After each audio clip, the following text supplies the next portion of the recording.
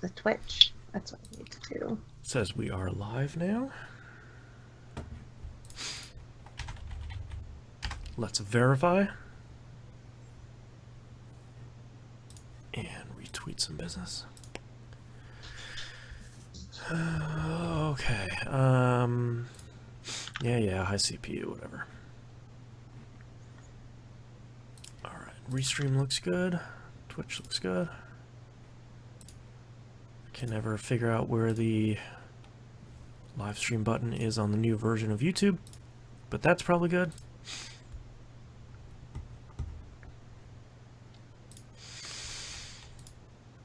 Go to live control room. Ooh, fancy.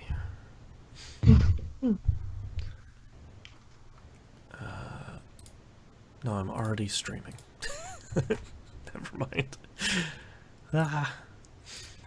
Okay. You guys ready to get started? Yes. Yes. Yes, I am. Oh, what's chat service has not been connected? Facebook. Whatever. Okay, let's get started in 3, 2, 1. Welcome back to another episode of Picking Up the Pixels RPG Love. I'm your host, Boston. Joining me as always is Musum. Hey. And Mina. Hi. Patreon.com/E1M1. The ones are numbers, early access, behind the scenes, all the cool, uncensored stuff for just $5 a month. There will be a brand new show airing pretty soon featuring Moonpear and myself. Because I have a problem and I can't stop creating content. So keep an eye out for that. That will be at the $2 tier, but the $5 tier is the recommended one. Patreon.com/E1M1. Let's get started with you, Musum. What have you been playing this past month? So I haven't been playing a ton, Okay. but I've been playing 2 games. So the first one, played more Fire Emblem Warriors. This is just something my wife and I can play that doesn't take a lot of effort for the most part. Right. You know, of course, it's a Fire Emblem's a Nintendo property, so obviously we're playing on Switch. And I only own one set of Joy-Cons that I desperately need to call Nintendo and get them to replace because I have all the problems. Right. Oh my gosh. Can we talk about this? Because I have 2 sets of Joy-Cons, okay? And on both of them, the left Joy-Con, so one of them, for some reason, is like sticking or something. It wants to move left all the time. So I always have to like, kind of like, you know, It has the hit drifting right. problem. Yeah. Yeah. And then the other left Joy-Con drifts to the right. So like I do this thing where I swap out the Joy-Cons, like charge and then like, you know, whatever. Oh, right. But I'll get used to like having to adjust to the drift. Mm-hmm. And the thing is when you have one drifting to the left and the other drifting to the right, whenever like, so I keep having this problem where I'm like, gosh, here it is again. I'm drifting. Running in circles. But I was going to talk about that later too. So I'm glad you brought up Joy-Con problems. Continue. It's a pain in the butt. Like, so my left one drifts kind of up, right? Like, So you're having drifting. Yes. And my right one has connectivity problems. So, oh gosh.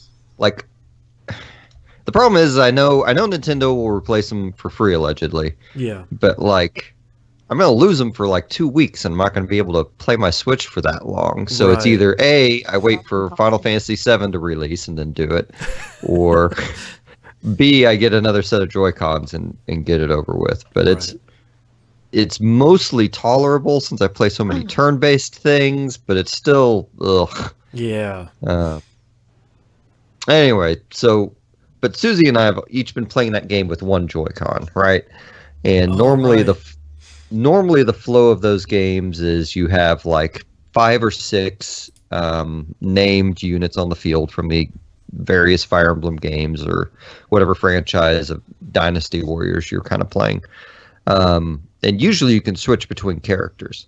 And like if I were playing single player in Fire Emblem Warriors, I could switch between characters. But because we're only using a Joy-Con, there's no button to switch between characters. So I'm stuck being the story character, which is, I guess she's decent enough, but still kind of lame. I'd rather be one of the one of the big Fire Emblem characters from the other games. And then Susie's been playing Crom, which is just, she is at like level 40 and I'm at like level 30 something. But like, I think it's a pretty short game because we just started playing, in the last month and a half, and we, maybe play once a week at most or something like that. We don't play a whole lot. And we'll play for a couple hours, but we're already like, we're about to fight the Chaos Dragon, which I assume is the end of the game. Sounds like the end. Yeah, like, with a name like that, yeah.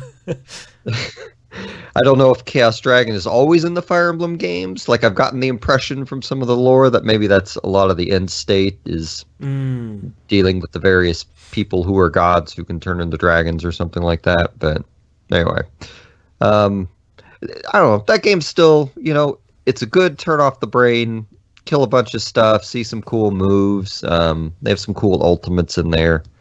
But the co-op is really what's gotten us through it. But so probably next month we'll have beaten it at that point. I think we already tried the Chaos Dragon once, and something went wrong, and we quit. Or maybe we quit mid-game, and then it got turned off. I don't remember. But, yeah, like that in Chaos Dragon fight was a pain, because you can't just hit it. You have to go do a bunch of stuff around the map before you fight it. Oh, right. If you go and fight it, then you're stuck in the arena with it, which was the mistake I made, was immediately going to it. Right. But the game I've spent more time with, though, is I started Battletech again. Yeah. This is the harebrained schemes, turn-based mech management PC game. Over the Christmas sale on Steam, I bought all the DLC, and I've been meaning to restart it for a while. It's just it's kind of an intimidating game. And a lot of it just has to do with they give you so much to experiment with, and they make it so easy to completely screw yourself in that game.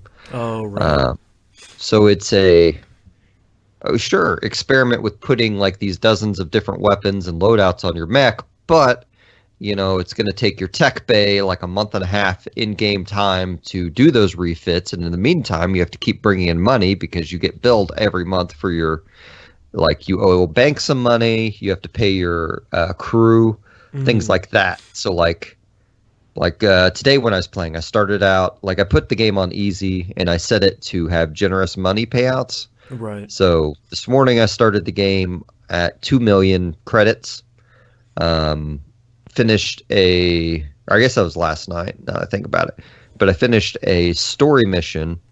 I'm sorry, those things happen in conjunction. So like I finished the story mission, got paid a whole bunch of money, wound up with like 2 million, but 2 of my mechs were down. So I texted my buddy who's obsessed with this game and asked him for advice on loading it out, because it's the first opportunity that I really had money and a bunch of broken stuff, and I'm like, well, maybe I can make a better build out than what the default stuff is. But I don't, you're looking at this inventory screen of weapons of LRM and SRM and PPC, and like a lot of this stuff just actually stands for really sensible thing. Like LRM is long range missiles, like SRM is short range missiles. Gotcha.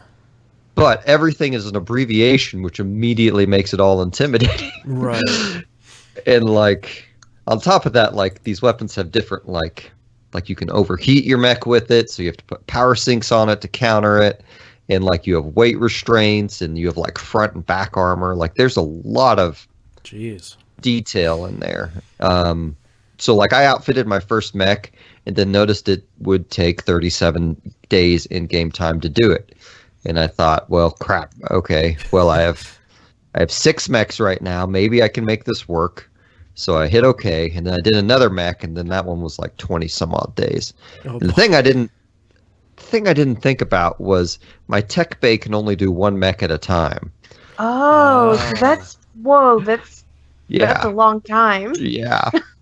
And like I got to pay out like, I don't know, $250,000 a month in bills right now. So it's a bit of a strain. Like most battles you go into, something needs to be repaired. So like the next battle, normally you take in 4 mechs to a combat. And so this next one, because I had these mechs repairing from the previous battle and had these other mechs that were upgrading. I basically had 3 available mechs for it. And I said, okay, I'm just going to give this a shot. So I went and did it. I pulled off the mission. I didn't get any, like I took some mech damage, but nothing that couldn't be fixed for a couple days with each mech.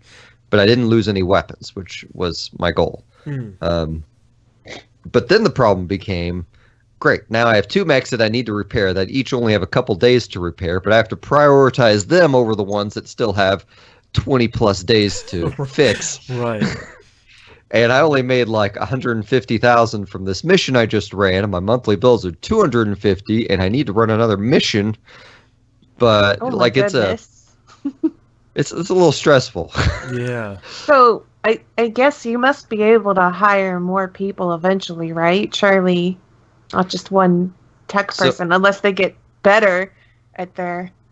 I hope so. Like, I can hire other pilots right now. And no, you don't need more pilots. I know. You need more people fixing things. You need techs. I know. You need literally battle techs. I know. Quite literally. Man, I hope so. Because I don't know how I'm going to get through the rest of the game like this. But... The next story mission's available, and I'm intimidated to start it without one of my 20-plus day mechs available, so I'm trying to bide my time and hopefully not run out of money. Like, the last story mission I did paid me like $1 million, so wow. I'm hoping this one is similar. So, like, I guess that was a lot of the mechanic stuff. Just to touch on kind of the vibe of the game, which I'm sure I talked about it way back in the day, but this game just has a absolutely killer intro mission. Like, you start out, I'm just going to kind of spoil the first half hour or so of the game. You start out in this mission as a royal guard for this, I can't remember her name, but she's going to be turned into the king or the duke or whatever it is of this space province area, right? Mm-hmm. And so you run through a couple pilot drills. They just had inspected your mech at the armory, and then you move on to this escort part for her coronation. And as you're going, of course, there's a big betrayal and all this, and you wind up having to flee the planet. But like, that battle is done in 3 stages, where like the first stage, you're like, this is no big deal. I can handle this. These guys got nothing. And then the second stage, you're starting to hurt a bit. And you're like, oh, I hope this is the last stage. And it's not. And there's a third stage, and you are super busted up by the end of it and just barely escaping. And then they give you the impression that, it's like they open the game with like an all is lost type moment. And they deliver the pressure kind of through the gameplay stages of that stage so well. Like, it's such a cool mission. I love the story stuff. It helps that the soundtrack is freaking amazing. I'm sure if you're a Waypoint fan or whatever, I'm sure I'm just either repeating what they've already said or saying it in a much dumber way. But the soundtrack is by John Everest, and he just did this phenomenal job where the moment you start hearing that music playing, like he uses kind of this mix of orchestral and synths that just builds this wonderful like tension like the entire time. I guess foreboding may be the word, but with like kind of an energy to it that's gives it a good vibe. And then like, this is kind of compared to like AAA stuff, this is a low budget game. And the way they do cutscenes is with that kind of stills that they'll kind of switch off to give impressions of animation type deal. And the art style kind of combined with the music really makes it feel like high production value, even though you're not seeing an animation. Right. But it's I really like this game. I look forward to spending more time in it. It sounds like eventually you can eventually kind of break the economy system on the game, which I'm hoping for. Yeah, I was gonna say, like, that's sort of what you want. Yeah, but not quite there yet. But anyway, I like it a lot. I recommend it, but at the same time, I recommend it for people who want that type of management sim. Yeah. Right. Not just the tactic stuff, but also the base management, the unit management stuff. Like if you liked that, sounds like if you liked that stuff in the XCOM reboot, and you just wanted a whole lot more of that, it sounds like Battletech is kind of what you're looking for. Yeah. Well, and even in like combat, you're thinking about the money things are costing you because you're like, I have to execute this mission while taking like you might go in with like a damaged mech already, so you're trying to keep them in back lines and you're trying to just bring them out to pop someone every once in a while. Like you have maybe a smaller mech that you're using as a spotter because they have an ability in the game called sensor lock, where you can get a mech where it's within range and you have an idea of where this enemy is over the hill, and you sensor lock them, and it will show you what they are and give all your units a bonus to hit it.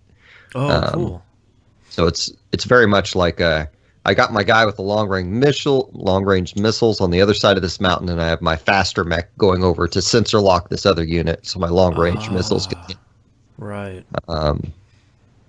It's real unique. Like another cool thing about the combat. So like all your mechs have multiple weapons on them for the most part, right?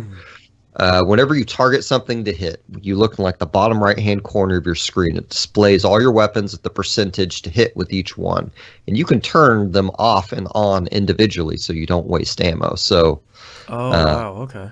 Like, okay, I have a bunch of long-range missiles and I have a bunch of medium lasers, and you get close to a guy, and only your medium range lasers have a high percent to hit, so you save your missile ammo, obviously. Okay. It's cool. It's a lot of micromanaging. I mean, yeah. It sounds like a lot of stuff. Yeah. Yeah. It's a whole lot, and it doesn't like they have a bunch of text tutorials and text dumps in it, but I don't know that it does a great job at introducing you to the lore and tactically setting up your mechs. Like they try some stuff, but I definitely don't have quite a good feel for the flow of the game in terms of like what bars I need to hit to stay financially viable in it. Right.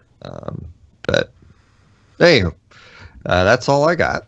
All right, over to you, Mina, and what will probably be the lion's share of this episode. Oh my gosh! So let's talk about the other things before I get to the big one. Okay. So first of all, I started playing Final Fantasy IV Free Enterprise. If you don't know what that is the randomizer slash I don't know what to call it. Like difficulty mod, sort of.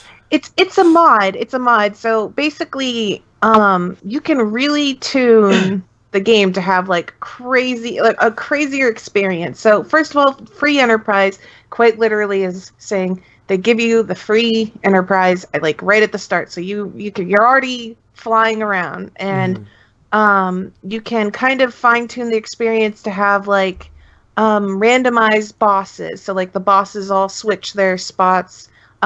You can turn on and off encounters. Interesting. So you could really just say, I don't want to have any encounters throughout the entire game, and it's possible to just level through the game by just killing bosses. You can randomize the key items. So like key items can be like normally you'd get, I'd get the magma key here or whatever, and right. that's progression. So you can have it randomize that. You can also have them randomize it not just at like boss locations rewarding you it, but maybe the summon locations. Moon bosses can have the key items, and you can really make this game like a fresh experience every time you go. You can randomize characters, chest contents can be randomized, and you can really make the game either super easy and have like a blast just doing all kinds of crazy stuff, like make the shop sell really great stuff, and then also make it sell it for 0 gil, so you can just buy it like everything's free. Right. You can have it so that way ultimate weapons can be found in random treasure chests. Yeah. You can walk around. I had a seed where I tried to make it somewhat difficult, but not too easy, and it ended up being stupidly easy because of the stuff I found in chests. I ended up getting 3 Cecils, because I ran into 3 Cecils and 2 Fusoyas. Oh, shit. And I ended up finding multiple crystal swords and then multiple Avengers. Wow. And what's really cool is that like because of the randomizer community has explained so many crazy things about the game to me. I found out that like the way the game is set up, if you give your character a piece of equipment that can make them go to the back row at any point in time in the game, they are permanently glitched to have the back row setting on them, which means that you can have a swordy dude in the back line doing the same amount of damage in the back line as he would in the front line. Crazy. And I did not know that. And they were like, yeah, that's in the original game. They're like, all these glitches that they found are all original game type stuff. It's just kind of like, you crazy can sort of that they force found them now. Yeah. Interesting. So cool. And so I've been exploring that, and that's been a lot of fun to do. It's a really well crafted randomizer. And there's tons of resources out there if you're interested in that sort of type of randomized experience. They've got like how to handle these bosses at different locations, the ones that are troublesome.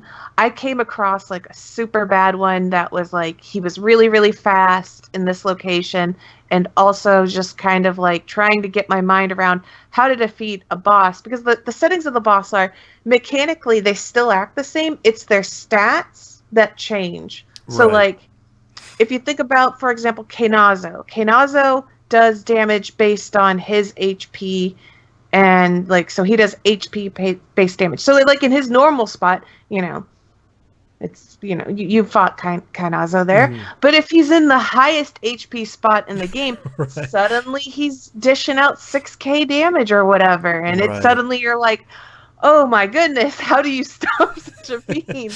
Right. And not only because he's doing so much damage, he's got 65k that you have to burn through to defeat him. Interesting.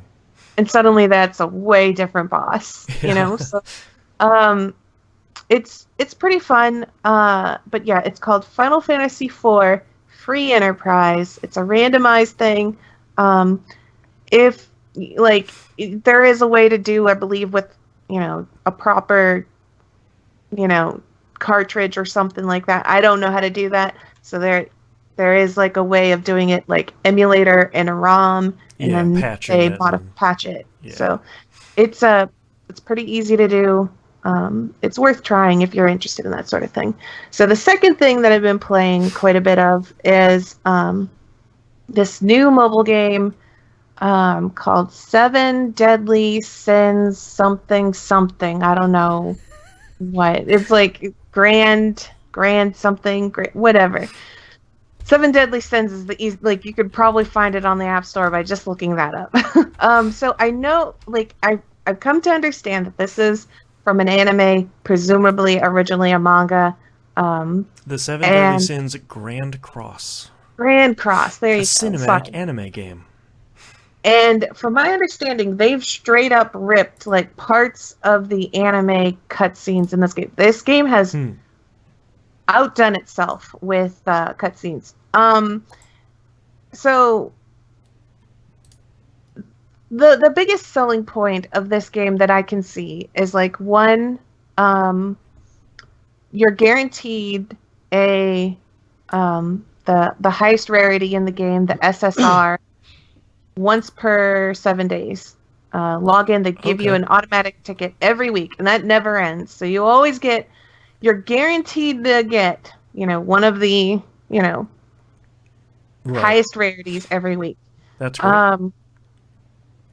So I can't remember how many gems like are guaranteed from just free logins and just doing like, the daily stuff or whatever. Right. Is that their premium currency? Yeah, that premium currency, some sort of gem or whatever. It's like 150 or whatever. To do a 11 pull, I believe, is 30 gems. Okay.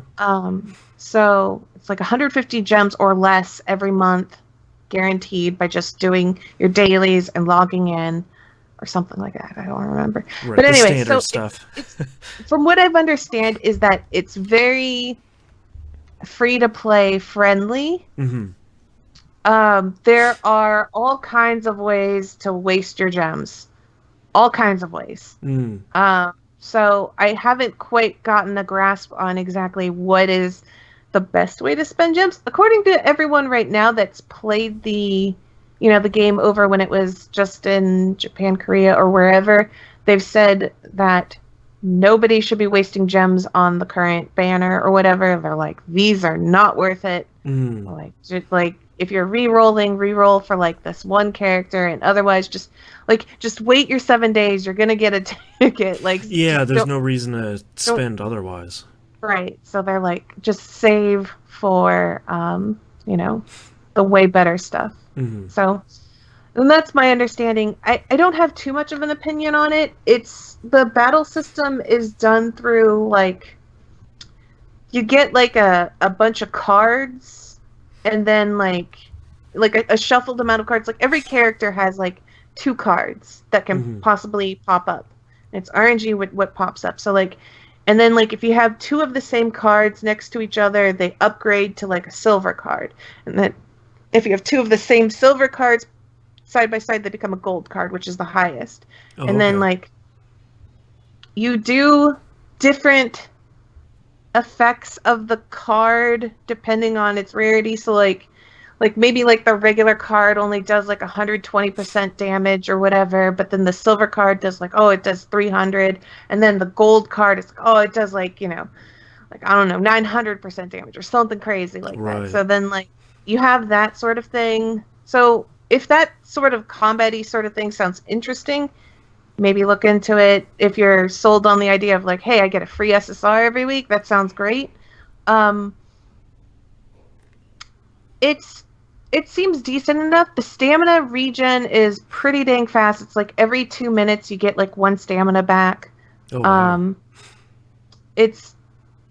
There's so much to the game that like the first week of this game I've been playing, I've uncovered so many things that I've done wrong. But it's like I've already done all this work and whatever, and it's just like a part of me is like frustrated that I did so many things wrong, but then another part of me is like, in like a couple months none of this will matter. So just like I know now, I'll just get over it. It's fine. It's a pretty looking game. I suppose if you're fans of the show, you're probably already playing this. Like I'm assuming it's because I watched like a couple episodes of the anime. It's the same thing. Nice. It's the same thing. It's following all the story beats like step by step in line with it. There's a couple things omitted from the game that are in the anime, but like the main idea seems to still all be there. It's interesting. It's an interesting mobile game. I kind of give it my thumbs up for it for people to try, mostly because I think you can get away with basically just doing a total free-to-play experience, and that's always what sells me on mobile games, is when you can have a good time when it's free.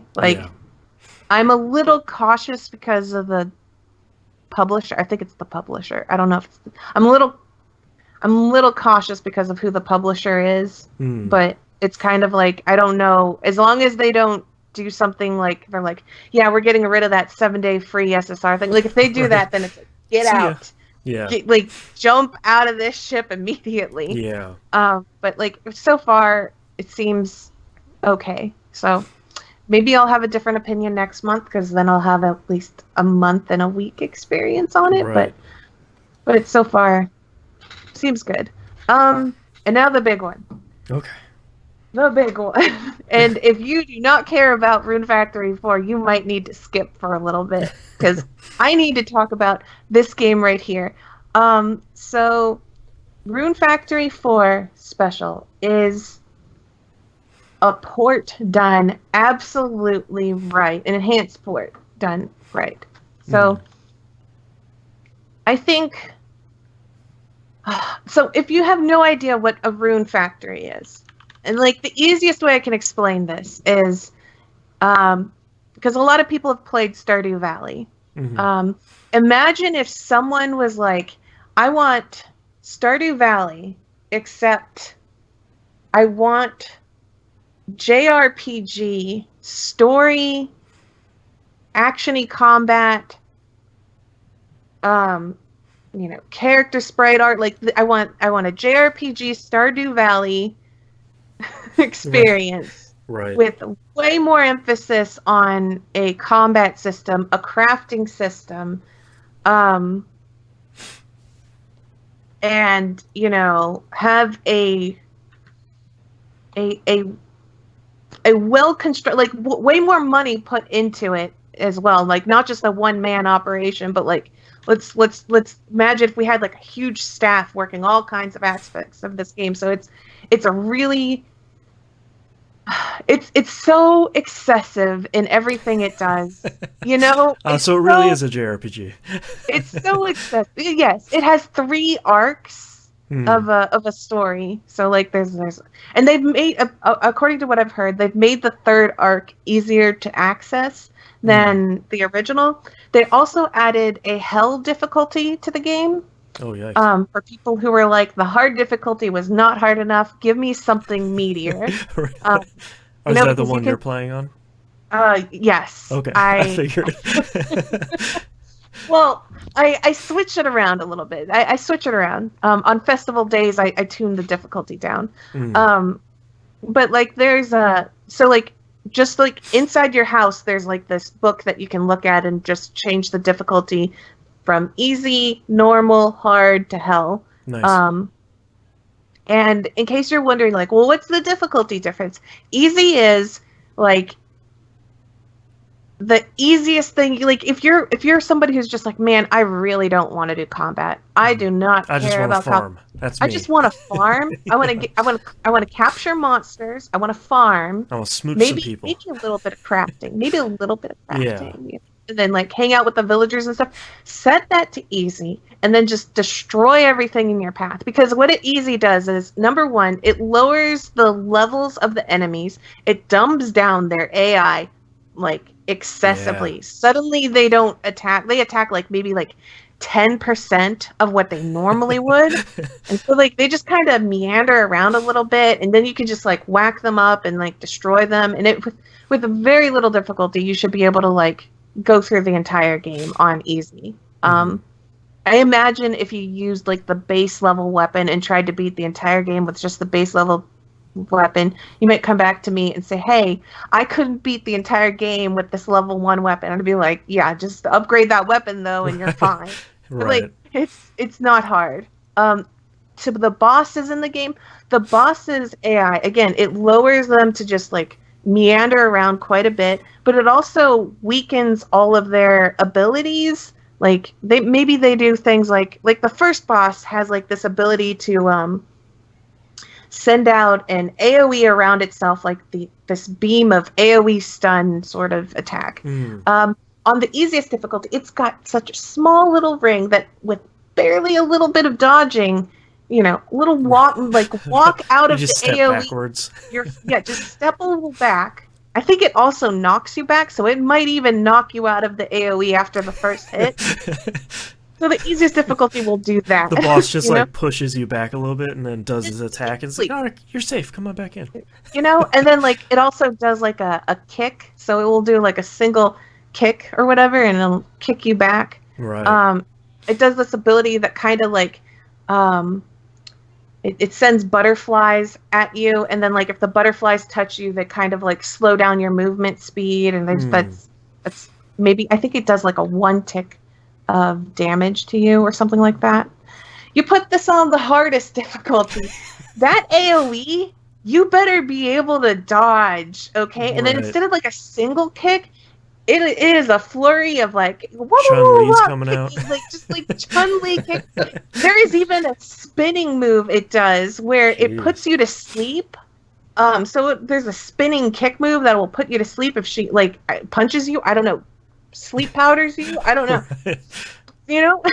So, and like, then that butterfly move that was just kind of like a little bit annoying, that like, kind of slowed your movement, would just suddenly just like, absorbs HP and like Oh, heals wow. itself. So like, that's the difference between like, you know, easy and Significantly hard. different. Easy and hard. And normal somewhere in the middle, where like everything is kind of like, just it's the perfect difficulty slider. I've never seen a difficulty slider get it so right, Right. We're like, if you're just somebody who's just like, I'm not here for any of this, it's Right. easy. But like, if you're here for like a little bit of the battle or whatever, you set that to normal, and you're going to get like, a somewhat, like for a normal like a little bit of difficulty, and then You you can't can just learn mash A the something. whole time. Yeah. Yeah. And then like the bosses respawn every day. So they're once a day, kill this boss, they respawn. So like Oh, huh. and they drop some rare stuff. They also give you points to spend on festivals and improving the town a little bit. So like you get like a lump of points whenever you kill those bosses. So maybe like you came at this, on normal difficulty, and you were like, you know what? Tomorrow I'm feeling really good. I'm going to set this to a harder difficulty. Or even if like maybe you were like battling it on hard and you were like, this boss is too much, but I want to beat this boss today. Just drop it down to normal and go in there and you thwack the boss and it's Nice. over. So I know some people have told me that they don't want to buy Rune Factory because it's just Animal Crossing, and Animal Crossing is coming out in like, Sure. that is a horrible comparison. Right. Animal Crossing and Rune Factory are not the same game. Why would I buy Fire Emblem Three Houses? I've played Persona 5 already. It's like, no. They're not the same, okay? Right. You can talk to villagers, that's the same, Right. okay? You can somewhat decorate a house, that is somewhat the same, but like these games are so different. That is not a good excuse. If you tell me that, like, okay, I can only afford one game, that's a different story. But if you're Yeah. telling me I don't want to buy Rune Factory 4 because I can buy Animal Crossing, which is a better Nintendo, like it's going to be a polished Nintendo product, that is a horrible excuse. Like, How dare go you? go buy Rune Factory 4. Like, don't make me. This game I love so much. It is. I don't believe that there is such a thing as a perfect game. I don't think a perfect game really exists, because I think you can always find a problem with a game to complain about. This is what I call a perfect sequel to a good game series, which I do think exists. I think a game can get better from the previous one to the point where you're like, this is a perfect answer to it. Like Danganronpa 2 is a perfect sequel Yeah, to like Danganronpa. they honed everything they were trying to do, and it's like, here's our the perfect vision of what they were going for. Right. Earthbound is like the perfect sequel to the Mother Right. 1, because it's literally, what if Mother 1 got everything better and What right? if we had a budget? What if we like, that's what it is. Yeah. What if, Iwata just like completely built this game from scratch? Yeah. So like Rune Factory 4 is the realization of everything Rune Factory 1, 2, 3, Tides of Destiny, Frontier, like all of that stuff all crammed into the one game. It's the Fire Emblem Awakening of the Rune Factories. It is Gotcha. so good, and I really want people to give this one a chance. Maybe you don't want to give like 1, 2, 3, like all the other ones a chance. Give Rune Factory 4. It's on the Switch now. Yeah. There's no like. You have a Switch. Everyone has a Switch. You probably have a Switch. You Right. know, you probably do. You might be and like playing this, it right now. and like. I was gonna say in the middle of Musim's thing, I know what Musim has been doing on his Switch. Like, Right. The Game Fast Club month. game. For people that may be listening to this out of order or don't listen to TVGP, the Game Club game this month is Stardew Valley. So it's sort of funny that this is coming at the same time, where it's like I'm experiencing Stardew Valley for the first time, because I have always put it off because I know I would have a problem with the game. Not that I wouldn't enjoy the game, just playing it too much. Right. And that is definitely the case. And I'm sort of side-eyeing Rune Factory 4 like, oh, you're only $40, and you're a much deeper experience. $40. That is so worth it. They've added more content to this game. I didn't think you could cram more content to this game. The game has 3 arcs. It has multiple dungeons. You can go to level 50,000 in this game, for Christ's sakes. Was this a Disgaea game?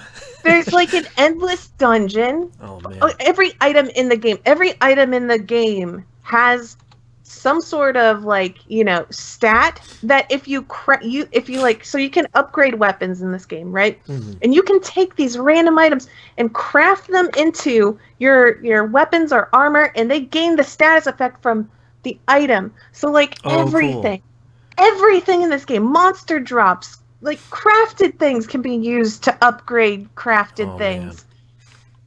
The crafting system is intense if you care about it. It is intense. You can grow dungeons. You can grow weapons. You can like there are bosses that only exist in the world on certain days of the year or certain weathers. Like rare spawns exist in this game. Oh, man. Every character in the town besides 2 of them can come travel with you and fight by your side. You can have 2 people fighting by your side from the village. All of them besides 2. The grandma and the giant god dragon, which can't leave. Those are like, so the grandma can't leave. Too old. Right. She's admits, like, I think you can even ask her to come along with you and she'll just be like, I'm a little too old. Yeah, she's like, nah, man. Like, appreciate the invite, but and she's also got like an illness and with a cough or whatever. So maybe there's good reasons why the grandma can't come with you. Yeah. And the god dragon's like, I have to protect the village. I cannot leave. I have to be here. So plus, the god dragon would take up the whole screen. Like right. I wouldn't even know how you would path. Maybe that's a post game thing. So like. But like all the characters have like, you can equip them with stuff. Like you can equip them with stuff you craft. They have like different characters learn different abilities. So they all have like their own little different trees and stuff. You can have 2 children, I believe, in this game. And like your children learn stuff based on your spouse or whatever. So like, you can have like certain marriage candidates will teach kids like basically different abilities. They have their standard abilities, but like, they also kind of adopt a little bit of something from their parent. Like this, you can ride on monsters. You can capture any monster in this game. You can capture bosses in this game and use them as monsters. You can invite monsters to go with you in battle instead of just the villagers. You can have you can have a boss fight the boss that you just captured. Like I literally take the first boss to fight the first boss all the time. So and it's an important question for me. I'm assuming you can improve your homestead, like your farm and your house and all that stuff. Can you improve or build parts of the town? So you can there's the system called the prince or princess system, whichever gender you are. And what you can do is based on gaining prince or princess points. You can do things like improve the things that the villagers sell. You can invite a merchant to come and build their shop. Okay. There's like, you can do that sort of thing. Like the town is already pretty established. So like improving your farm. So what you can do is you can upgrade your single plot farm into like multiple plots. You can upgrade your house by getting more rooms attached. And then like you get like certain things of furniture that you can plop down in the place in your room or whatever in your house.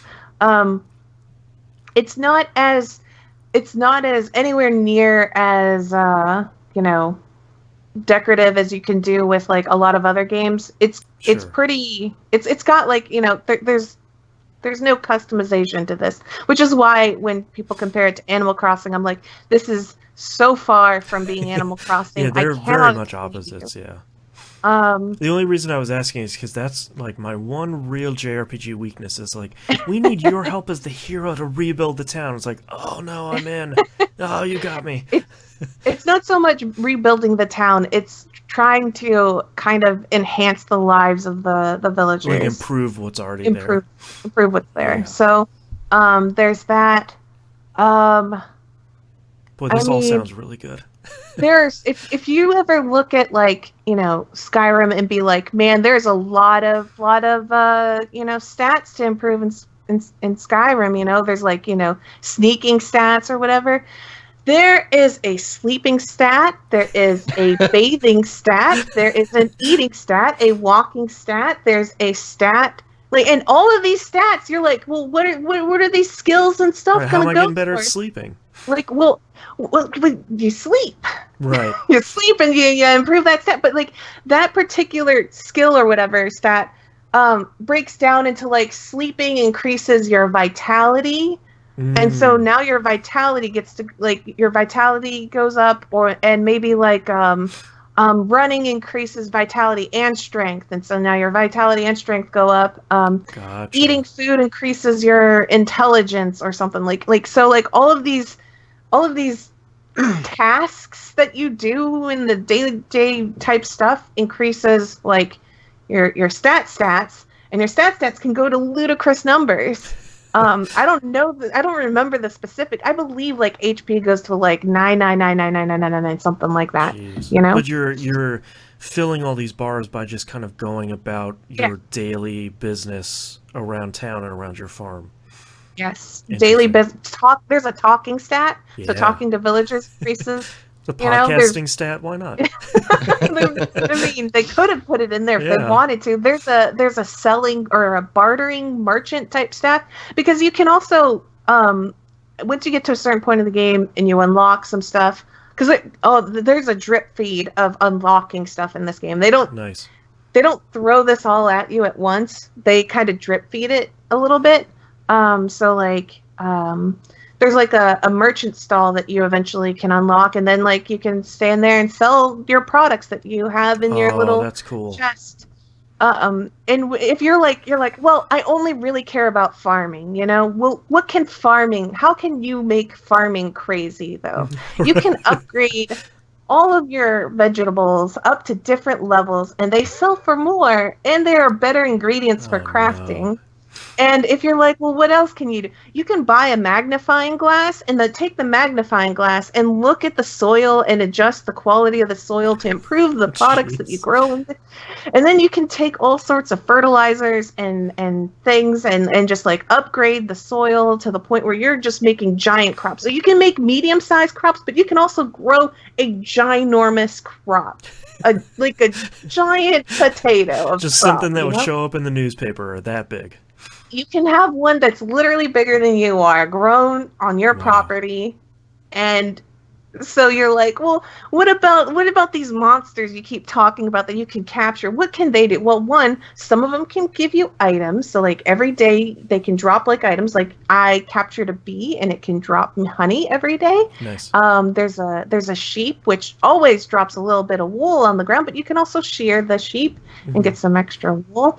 And then like, well, let's say you've befriended the monster long enough. The monster's like, hey, you know your farmland there, you know, I'll tell you what, I'm going to water your farmland. And if you give me seeds, you know what, I'll go ahead and plant seeds and water your farmland for you. You just, you know, pick up the stuff and, you know, that's all you have to do is pick up your rewards. And that's just from taking care of monsters. And you can have a lot of monsters. I mean, I've got a silver wolf that I ride into the sunset with. Yeah, you do. You know, right? And like I've got a giant butterfly, half butterfly, half lady that also I. So it's a Persona game too, you're saying? Yes. And I mean, like, and all the monsters have their normal attacks. Even the bosses have their normal boss attacks. So as crazy as that boss was to beat, that boss is just as crazy by your side doing that kind of damage. Oh, man.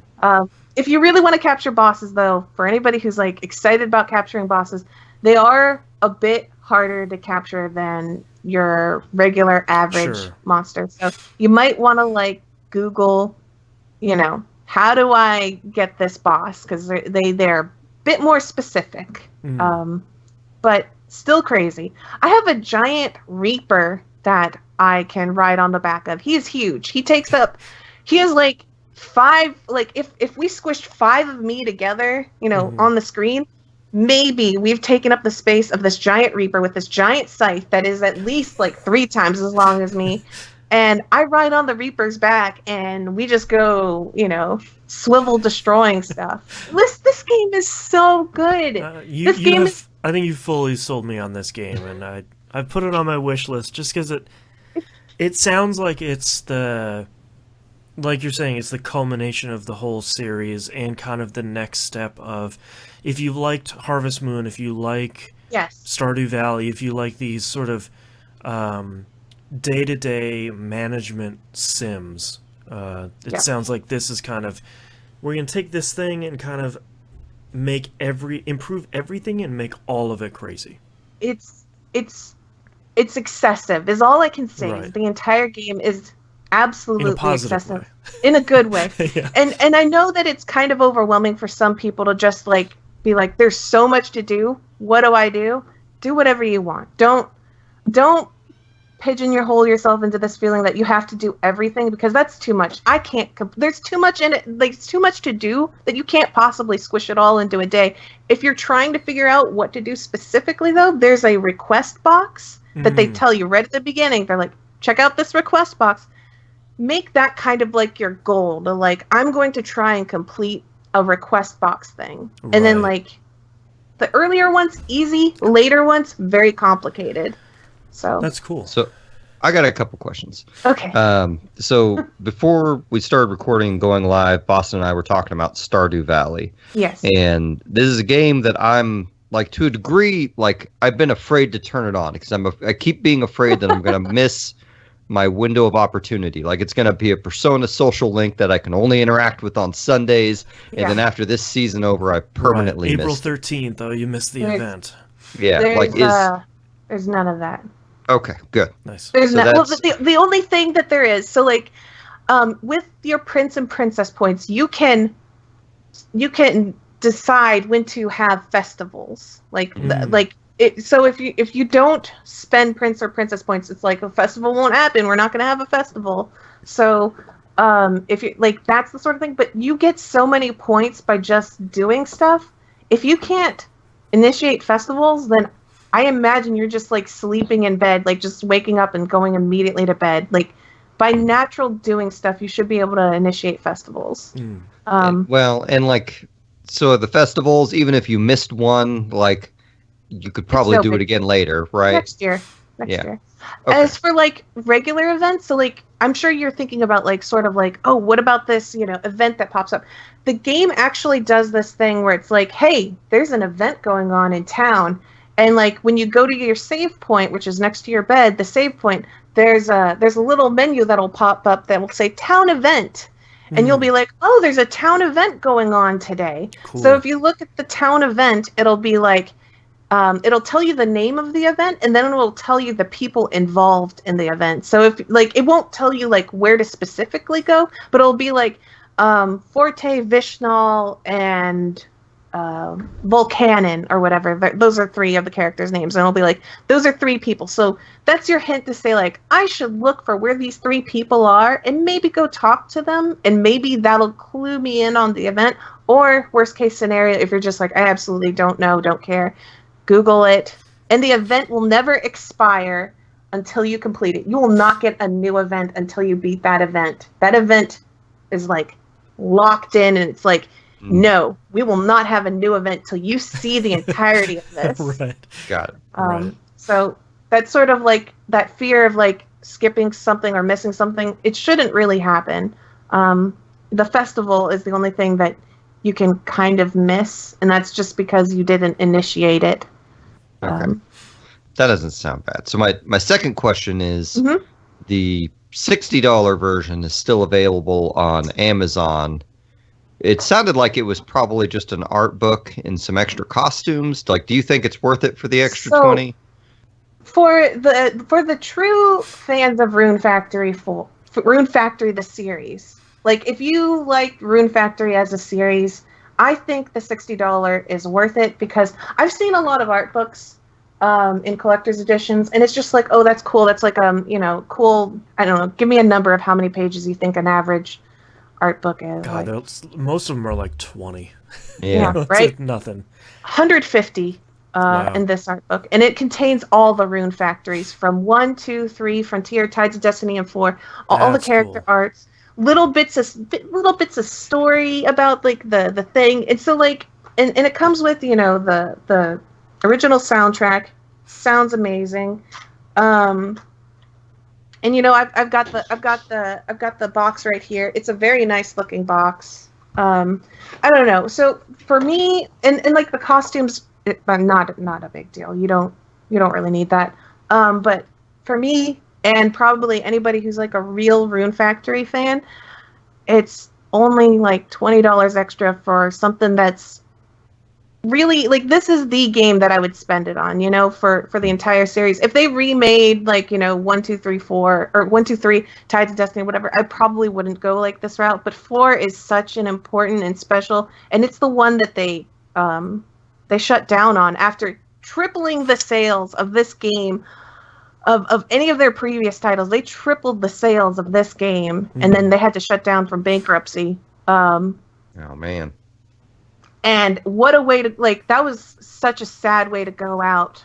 And it's been years since this IP was touched. And to have it come back, and you can kind of tell that, I think that's the reason why that book is so nice, is because it's kind of like a nod to a lot of the fans who have just been patiently waiting for years and years for this to come back, just like, and Rune Factory 4 Special is absolutely, like, you couldn't have picked a better way to try and revitalize the IP, because this should bring back, like, anybody who was a fan of the original one. You're getting the game on the Switch, looks great. Load times are still as snappy as ever. Like, this game is polished. It is just as polished as I remember on the 3DS. I even just recently played it on the 3DS because I was working myself up to play it on the Switch. Right. Everything is just as good, if not better. They cleaned up a lot of the sprite art. There are things that I never saw on the 3DS that now, looking on the Switch, I'm like, oh, that's what that was. I thought that was just a random blob thing, but no, it's just a really elaborate looking statue that I thought it was just a blob in the original. And then like the actual like art of like the characters clearly has been cleaned up, or at least they've, like, because of the Switch being somewhat better than the 3DS somewhere, and graphics is like, it looks really clean. I don't think that this game will look very beautiful on, like, a full TV or whatever, but like on the Switch, the game looks perfect, like just handheld mode. I could gush about this game for hours and hours. If you ever wondered, like, hey, Mina, I want an RPG recommendation, Rune Factory 4 Special, just get it. It's at this price. It is still a steal to me. I'm amazed that they're selling the regular version for only $40. They didn't have to sell it for that. They could have easily sold the regular version for $60. They could have definitely done that, and I would have been like, that's still a steal, because the content in this game is so much that you will definitely get your money's worth out of that. I mean, and the ability to have so many save slots. Oh my gosh, I used to only have 3 save slots. Now I have more than I can dream of. The whole reason why I have multiple copies of Rune Factory 4 was so that way I could have multiple saves. But this is so amazing. The game is so good. Go get it, please. Yeah. Please, if, like, you are listening or watching to PUP, go get Rune Factory. Like, this is literally what I would say 100% of the time, maybe for eternity. I don't know. Buy this game. Because I think that this game will also suit a lot of, like, non-gamers, too. I think, like, you can get a lot of people who are just, like, maybe they have, like, an interest in it, or maybe they're not, you know, ready to, like, jump into a lot of the harder... Because, like, the combat system is so good, too. Oh, man. Because there's multiple weapons. I didn't even talk about that. There's multiple weapons, weapon types, and they all fight differently. So, like, this isn't just, like... And, like, oh, I forgot the translation. Oh, my goodness.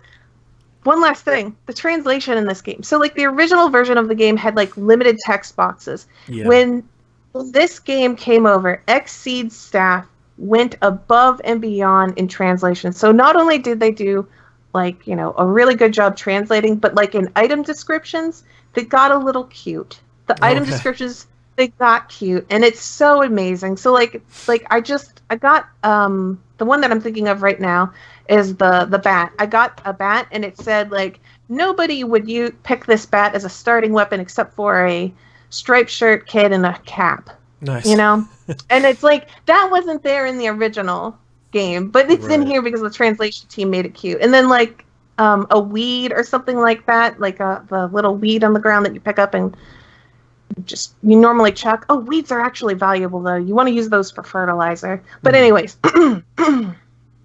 weeds.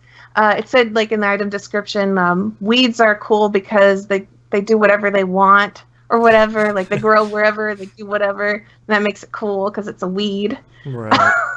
But, oh my goodness. The game is so good, and I highly recommend it. Yeah.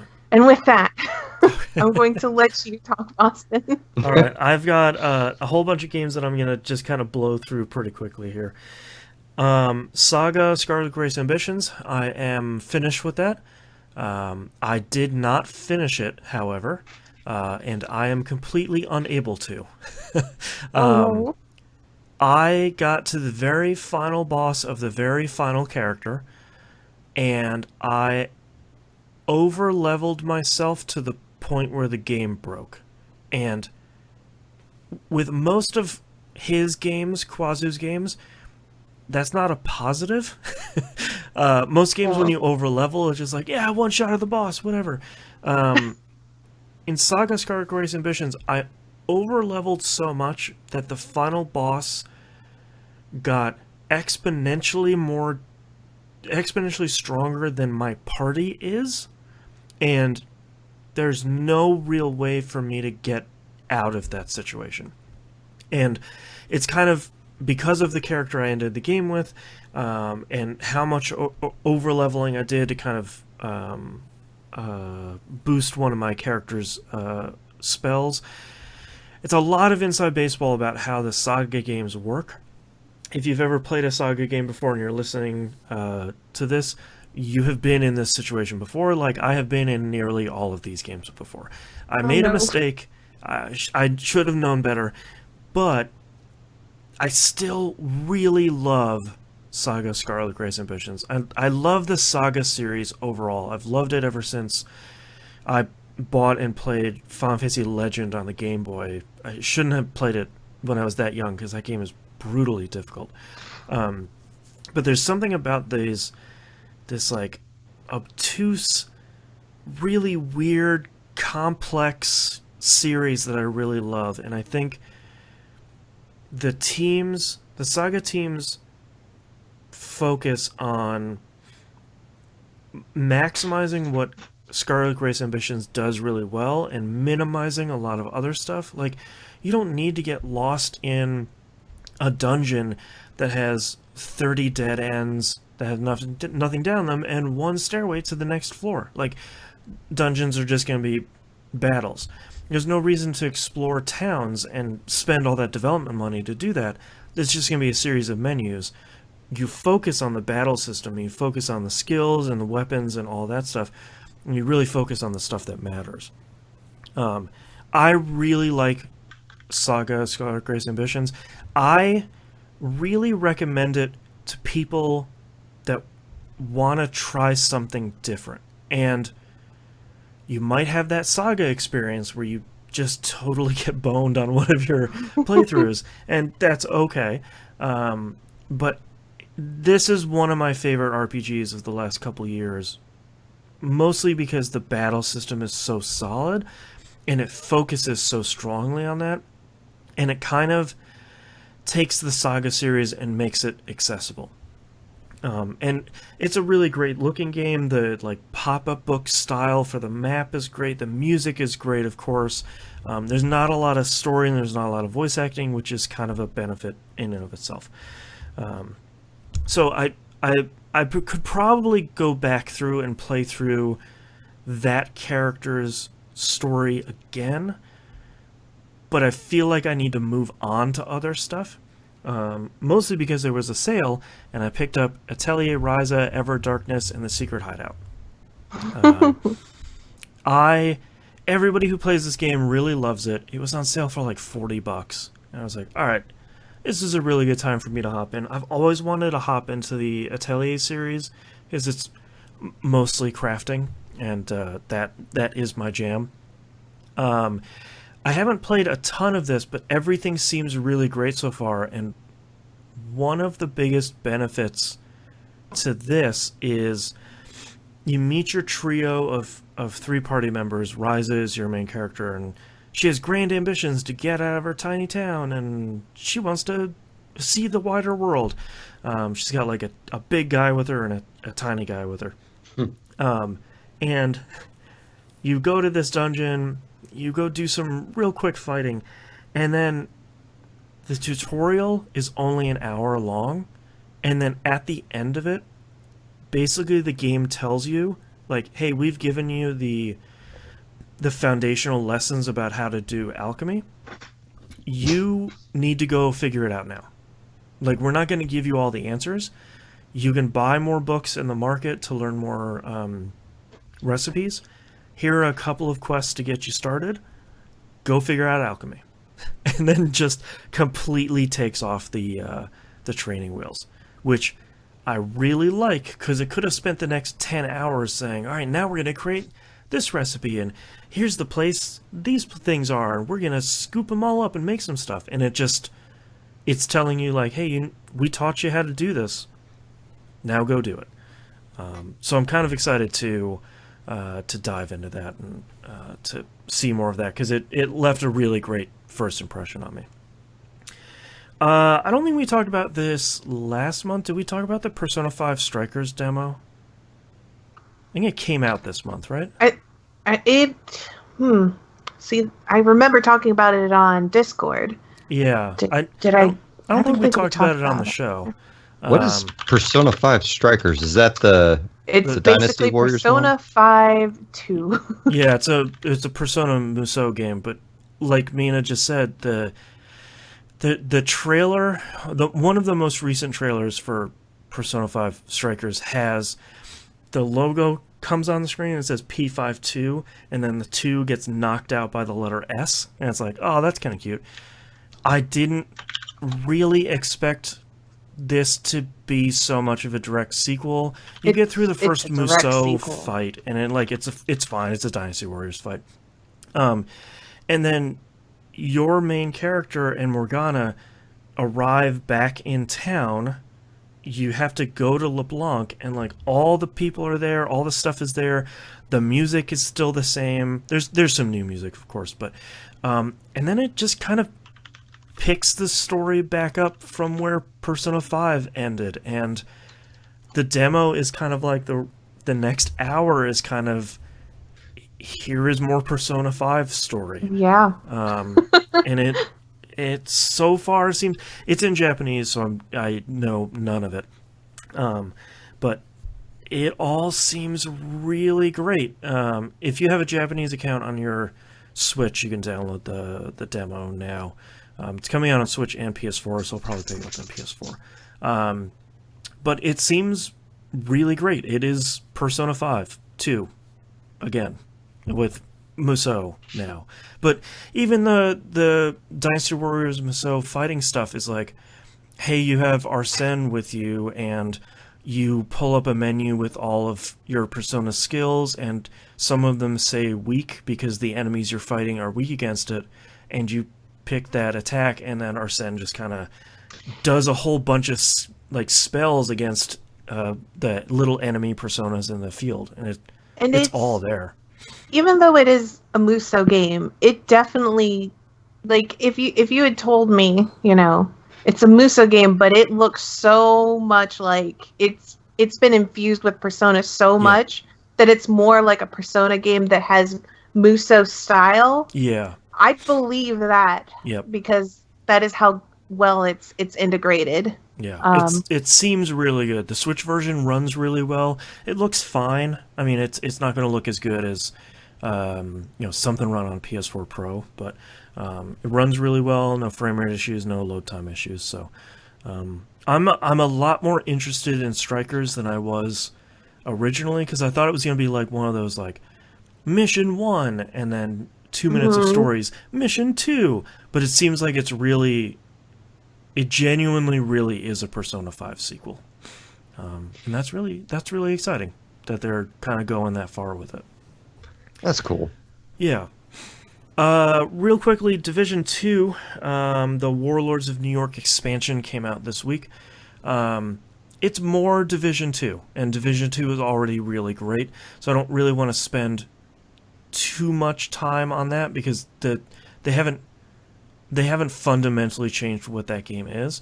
I do want to talk about a new thing they have added called the Recalibration Library. So there's this system in the game called the Recalibration Station, which in and of itself is fun to say. And it's basically, if you have a really great weapon, but one stat on the roll isn't that great, how you would do it before is you'd take another gun that had that great stat, kind of replace your favorite gun with a better stat from another gun, and the second gun gets deleted. How they do it now with the Recalibration Library is, let's say you find a gun that has like plus 15 assault rifle damage, plus 15% assault rifle damage on it. You destroy that gun to put that plus 15 assault rifle damage in your library, and now permanently in your library you have that skill at that level. So if you found one before with assault rifle damage plus 5%, you can replace it with a higher value, and then infinitely you can use that skill and apply that to a favorite weapon of yours. Like, I have an assault rifle I really like, but the assault rifle damage was like 2% on it. I've now replaced that value from my library with the 15% value, and that still stays in the library. So getting more gear and farming for gear becomes more important, other than, well, I have all these yellow gear pieces and purples are dropping, so I'm not even gonna pick them up, they're garbage.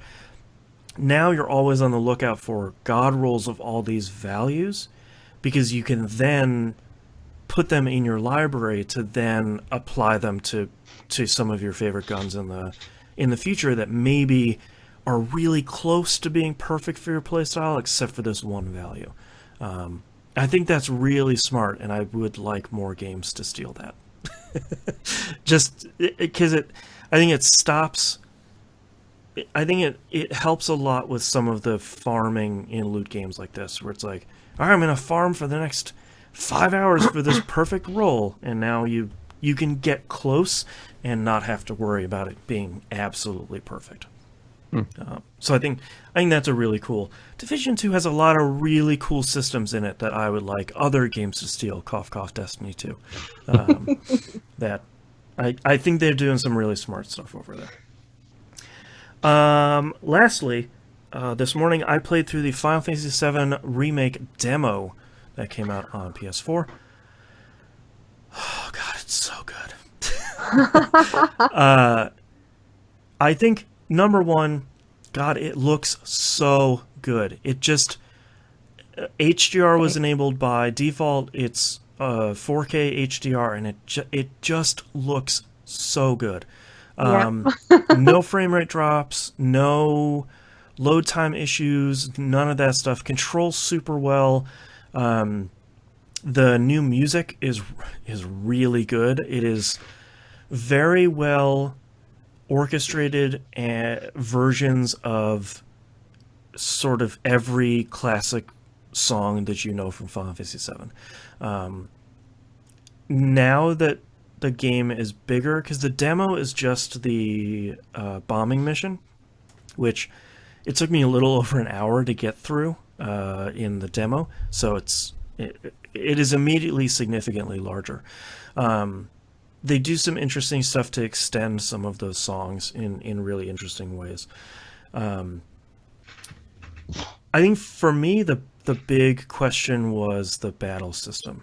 And I think it's as soon as Cloud hops off the train. No, it's right before you start the game. It asks you, hey, what battle system do you want to use, essentially? It gives you like a like simple, normal, and action, I think are the options. Something weird. Basically, there's classic. Classic, yeah, that's the one. And classic very much is you are largely going to use a turn-based system that you can run around in. So it's not traditional Final Fantasy VII where like the screen goes and then you load up and then, you know, left side, right side, none of that stuff. But you do get the time to choose your attacks and choose your target and stuff like that. I didn't go with that system because based on videos it looks fine, and it looks like it functions.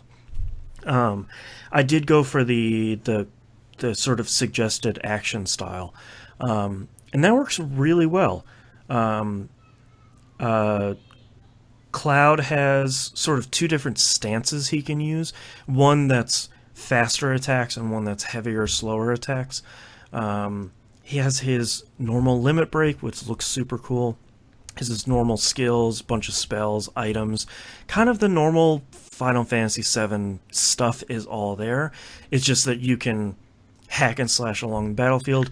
Anytime you hit the X button, the menu pops up, and as you're picking stuff, the game will slow down.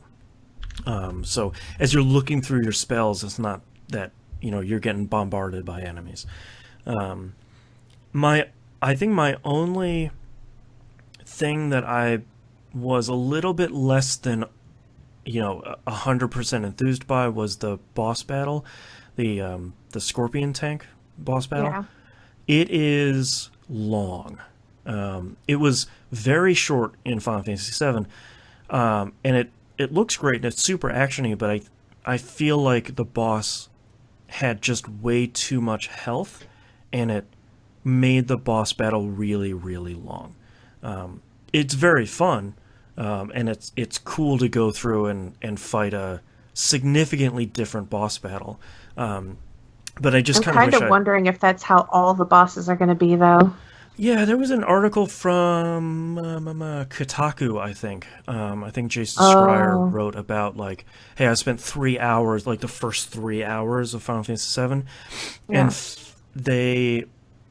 he sort of played the bombing mission, and then the Square Enix staff hopped him through a bunch of other scenarios in the game, and he was fighting the Buster hover thing, when you go back to Shinra the next time and fight that big. Apparently that boss battle was also pretty significantly long, so it seems like anytime you fight one of those marquee bosses, it's going to be kind of an event. So we'll see how that goes. That might significantly pad the length of this game out by itself. But you escape so one of the storyline differences in this game is Avalanche does not successfully detonate the bomb on the Mako reactor. It fizzles out, and then Shinra blows up the reactor itself to sort of frame Avalanche. Yeah, I was like pretty sure Yeah, That's not what happened I in think the that's original I think that's a version. clever twist because I think it shows that let's not mix words. Avalanche is an They are eco-terrorism group. Yeah, eco-terrorists. and I think it shows that they are committed to making violent change, but through an accident, nothing really happens, and Shinra gets to sort of exert their power by blaming Avalanche for something. They can set up Avalanche for the fall, which I think is really interesting. But the remake seems really cool. I think it seems like sort of what you would want for a remake of Final Fantasy VII that's only going to focus on the very first part of Final Fantasy VII. It seems great, and I'm now a little bit more excited. I've been trying not to think about getting excited about it because it's still a month and change away. Yeah. But it seems great, so go give it a shot if you have the PS4. It's a free demo, and I don't think they're pulling it down at any point. But I think if you download it, you get like a PS4 theme or something like that matters in 2020. But yeah, go try it out. It's super good. Let's move on to RPG releases for March 2020. Langrisser 1 and 2 comes out on PC, Switch, PS4 on the 10th. Neo 2 comes out on the PS4 on the 13th. I sort of forgot that it's only a PS4 title, but that's people seem to really like Neo. Maybe I'll get into that one of these days. If you've been looking to get into Kingdom Hearts, the Kingdom Hearts All-in-One package comes out on the PS4 on the 17th. This contains every single Kingdom Hearts game, including 3. So if you wanted to get started with this crazy, kind of dumb ride that is Kingdom Hearts, that's actually a really great package because Kingdom Hearts 3 itself just came out last year, and I think this package is only $60. So it's a darn good value. Looks like it's 50 actually. So 50, even better. Look at that. And last but not least, Persona 5 Royal comes out PS4 on the 31st, which I forgot was coming out so soon. Crap. I don't know if I can pop for it. Yeah, I have it pre-ordered. Because it has a steelbook, and I have a weakness for steelbooks, but we'll see if I keep my pre-order for that one. 2 quick news stories here. BioWare announces a substantial reinvention for Anthem. This was the rumor of like Anthem 2.0 or Anthem Next, as it was called. They're going to stick with while they're sort of going dark and working on relaunching this, they're going to keep the holiday events, weekly refreshes, all the existing regular events, so it's not like Anthem just gets sealed in amber for the next however long. Then in the coming months, the companies will focus on more, quote, fundamental work to bring out the potential of the experience, specifically working to reinvent the core gameplay loop with clear goals, motivating challenges, and progression with meaningful rewards, end quote. So, they're going to make a game. Yeah, like, they're gonna take that game and kind of restart the whole thing. The one interesting quote here that I think is sort of damning is Casey Hudson at BioWare says they'll be quote, doing something we'd like to have done more of the first time around, giving a focused team the time to test and iterate, focusing on gameplay first, end quote. Oh, wow. So if you ever guessed what the problems were with Anthem, it sure sounded like it was EA.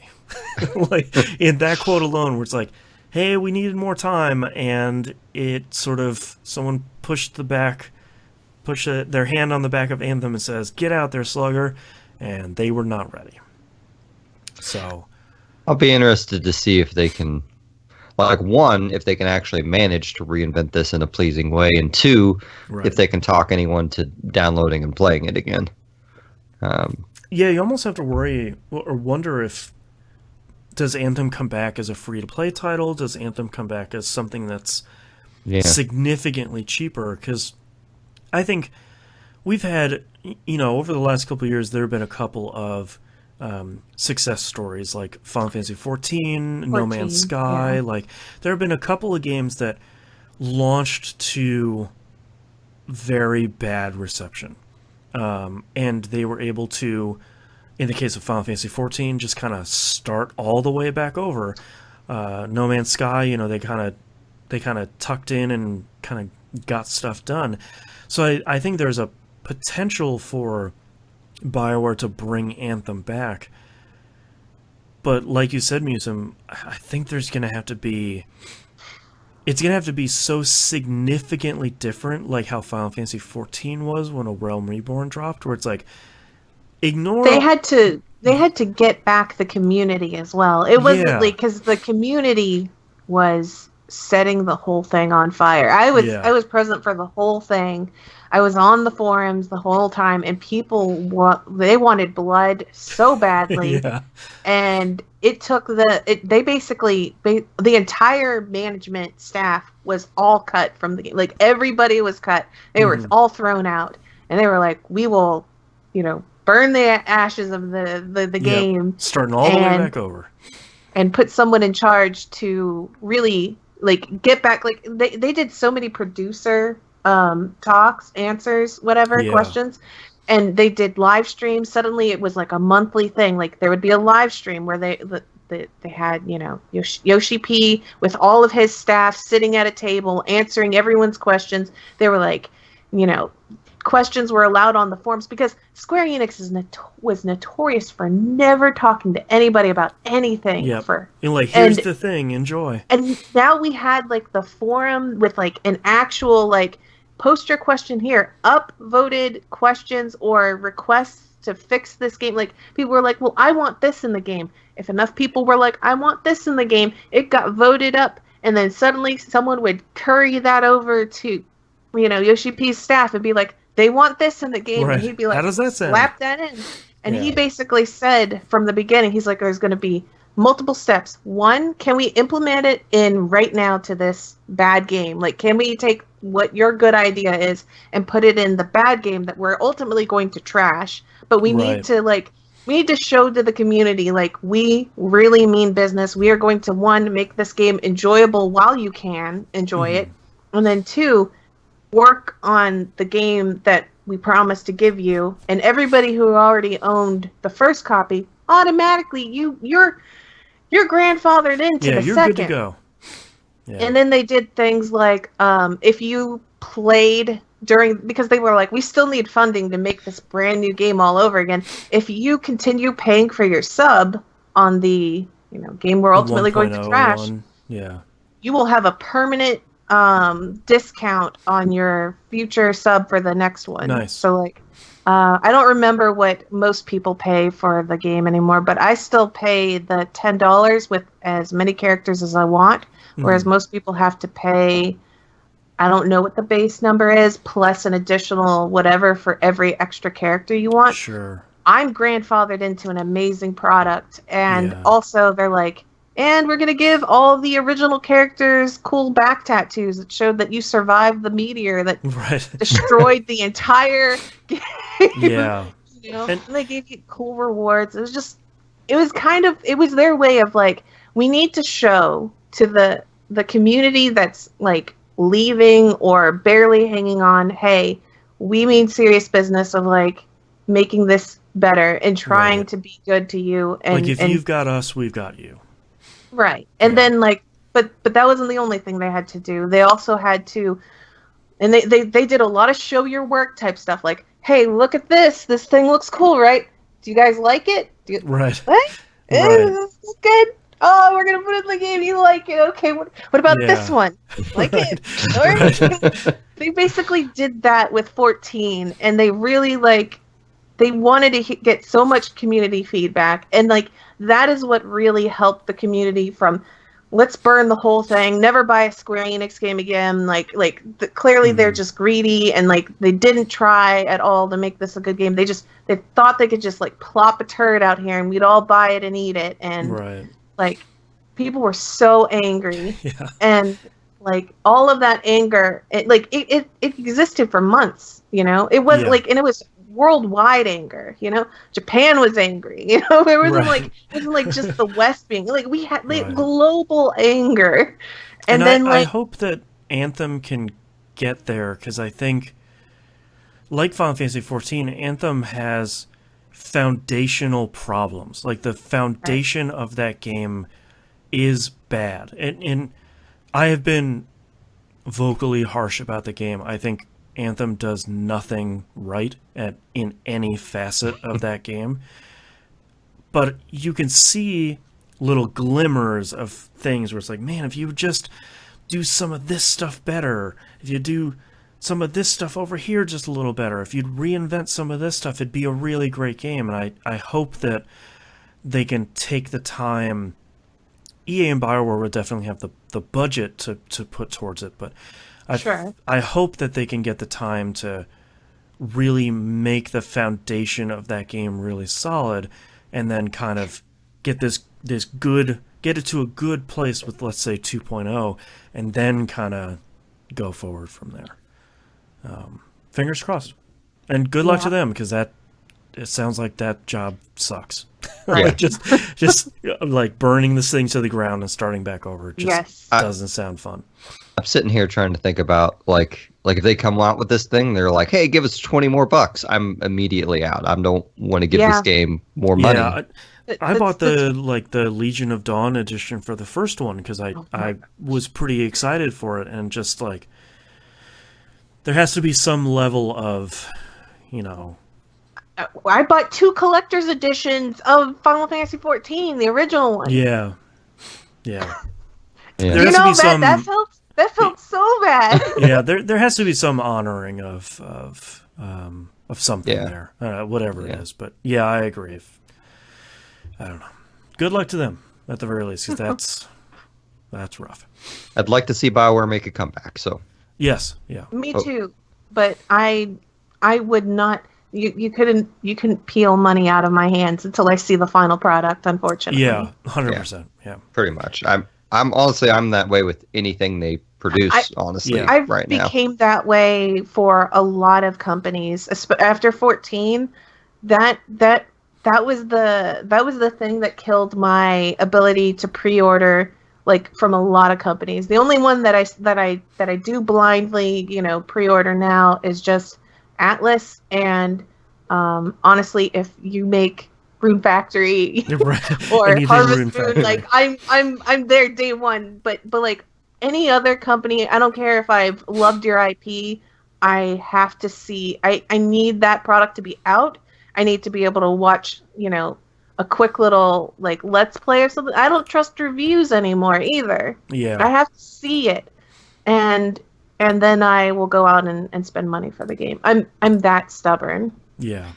Well, and so many reviews nowadays are terrible at discussing the actual mechanics of the game.